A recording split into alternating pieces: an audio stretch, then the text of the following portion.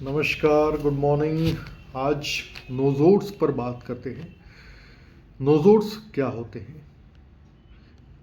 किसी बीमारी में जो बैक्टीरिया या वायरस होते हैं या डिजीज़ प्रोडक्ट या डिजीज्ड ऑर्गन, उसी ऑर्गन से मेडिसिन बना करके मरीज को देना। फॉर एग्ज़ाम्पल चेचक को पकड़ लीजिए, तो लेडी मेरी बॉटल जब पूर्वी देशों की यात्रा पर गई तो उन्होंने वहाँ पर देखा कि स्मॉल पॉक्स के लिए तुर्की में स्मॉल पॉक्स के थोड़े से पस को लिया जाता है और स्वस्थ लोगों को खिला दिया जाता है। इससे उनको थोड़ा सा हल्का सा चेचक का प्रभाव आता है, लेकिन फिर वापस इनको कभी लाइफ में चेचक नहीं होता। उस समय स्मॉल पॉक्स बहुत बड़ी बीमारी हुआ करती थी और गांव के गांव साफ हो जाया करते थे, इतने लोग मरते थे। फिर लेडी मॉन्टेगू ने इंग्लैंड में इस चीज़ को अलाउ किया, लोगों को ऊपर ये प्रयोग किया।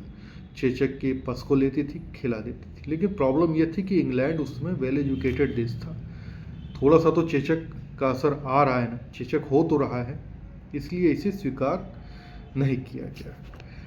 1798 में डॉक्टर जेनर ने चेचक के टीके का प्रचार किया और ये टीका उसी वायरस से बना था जैसे कोरोना में वही कोरोना वायरस से ही कोरोना की वैक्सीन तैयार की गई।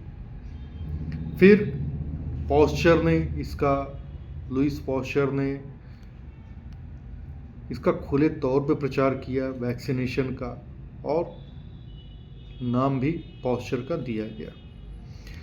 हेनमन 1755 में पैदा हुए थे और 1843 में उनकी डेथ हुई थी।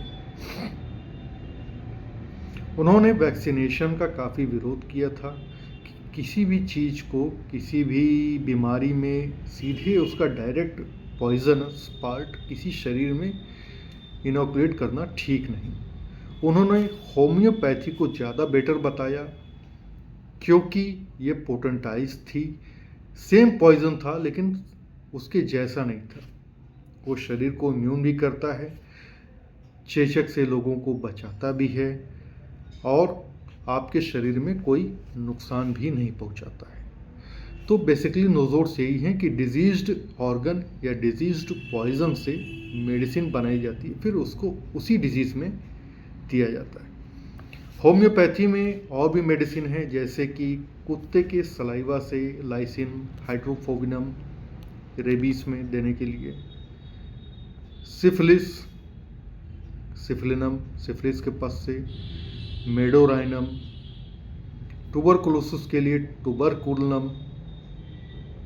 डॉक्टर बर्नेट अपनी प्रैक्टिस में